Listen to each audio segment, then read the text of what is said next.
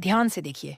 यह निर्दयी जापानी सैनिक जबरदस्ती तेज शराब महिला 8वीं रूट आर्मी की सिपाही के मुंह में डाल देता है।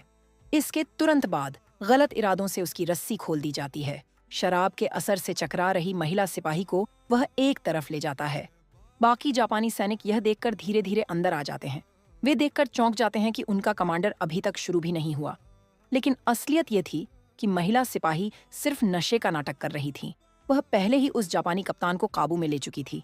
दोनों जापानी सैनिक कुछ भी समझ नहीं पाते। कप्तान अंदर ही अंदर गुस्से से भरा हुआ था। उसे अपने ही साथियों पर बहुत गुस्सा आता है। इसी बीच महिला सिपाही उन्हें चालाकी से एक तरफ हटा देती है और फिर वह जापानी कप्तान को सबक सिखाती है। दर्द के मारे जापानी सैनिक आवाज भी नहीं निकाल पाता। यह देखकर दिल को बहुत सुकून मिलता है। इसके बाद वह उसे धमकाकर दरवाजे की तरफ लेकर जाती है। अगले ही पल वह उसे कई लात मारती है और उसे नीचे गिरा देती है। कुछ ही देर में वह उसे जेल के दरवाजे तक ले आती है। दरवाजे पर खड़े 2 पहरेदार उसकी हालत देखकर हैरान हो जाते हैं। लेकिन जैसे ही दरवाजा खुलता है, उन्हें समझ आता है कि उनका कमांडर बंधक बना लिया गया है। अगले ही पल महिला सिपाही चालाकी से दोनों को अंदर बंद कर देती है।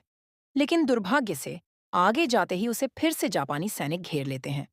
वे उसका रास्ता पूरी तरह रोक देते हैं। इसी दौरान एक जापानी सैनिक चुपचाप अपनी बंदूक में गोली भरता है। यह बात महिला सिपाही देख लेती है और वह तुरंत पलटकर उसे गोली मार देती है। लेकिन उसी मौके का फायदा उठाकर जापानी कप्तान उसे दबोच लेता है। इतनी मेहनत के बाद भी आखिरकार वह फिर से पकड़ी जाती है।